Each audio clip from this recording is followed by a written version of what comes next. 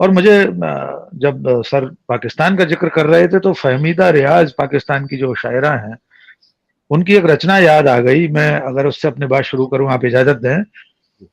तुम बिल्कुल हम जैसे निकले, अब तक कहाँ छुपे थे भाई, वो मूर्खता वो घामड़पन जिसमें हमने सदी गंवाई, आखिर पहुंची द्वार तुम्हारे, अरे बधाई बहुत बधाई। ये उन्होंने ये परिदृश्य जो हरिजिंदर जी पाकिस्तान का हमारे सामने खींच रहे थे, लगभग हम उसी दिशा में बढ़ रहे हैं। धर्म के आधार पर किसी राष्ट्र राज्य की स्थापना विफल रही है, ये भी पाकिस्तान ने ही साबित किया बांग्लादेश के उदय के साथ। पूरी दुनिया ने जाना कि पाकिस्तान बना धर्म के आधार पर था, लेकिन उसका विभाजन उस आधार को बचाए रखने के लिए सही साबित नहीं हुआ।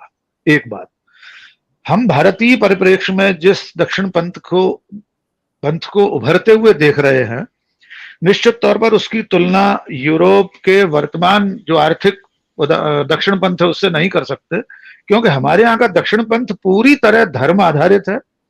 उसके पीछे एक विशेष विचार है, एक विशेष सपना है जो धार्मिक राष्ट्र राज्य के निर्माण की ओर बढ़ रहा है। तो वो जो यूरोप या अमेरिका का जो दक्षिणपंथी अर्थवाद है वो हमारे इस दक्षिण पंथ से बिल्कुल अलग है। बहुत सही व्याख्या सर ने, हरजिंदर जी ने कर दी है।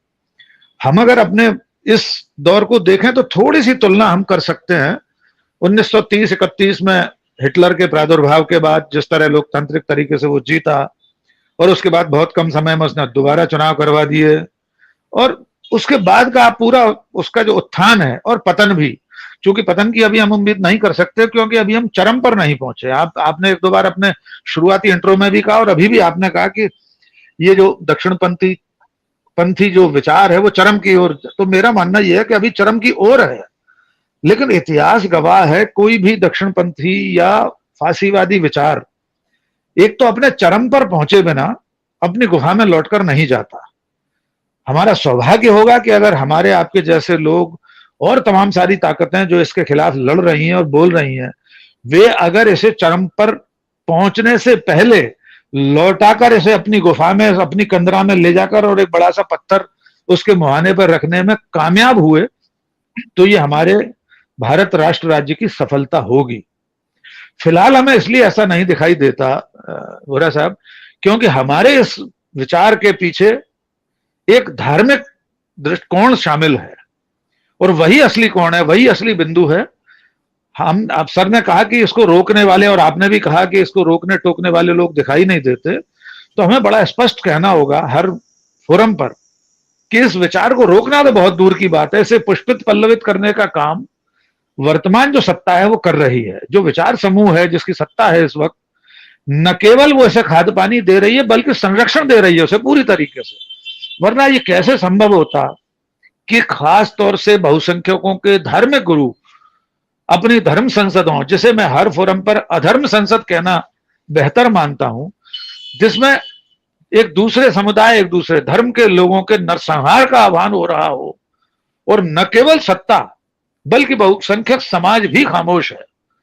यानी किसी को इस नरसंहार के आह्वान से, सामूहिक बलात्कार के आह्वान से कोई फर्क नहीं पड़ रहा, बल्कि ऐसा लग रहा है कि जो एजेंडा है उस दिशा में ये लोग काम कर रहे हैं तो हमें कोई ऐतराज नहीं है जी।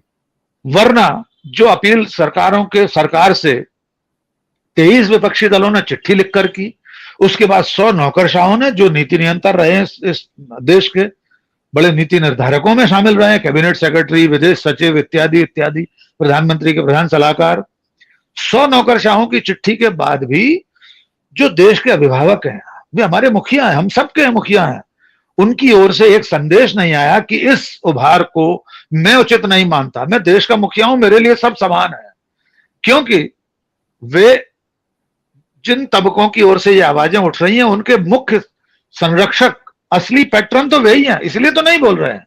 तो ये ज्यादा चिंताजनक बात है। आप जिस विषय को लेकर आज बात कर रहे हैं, तो ये जो धार्मिक कट्टरपंथ की तरफ जाते हुए हम उस अलगाव की सीमा तक पहुंचेंगे जिसका खतरा हम और आप देख रहे हैं। ये पदचाप अगर सत्ता के शिखर पर बैठे लोग नहीं सुन पा रहे हैं, ये उससे भी बड़ा खतरा है।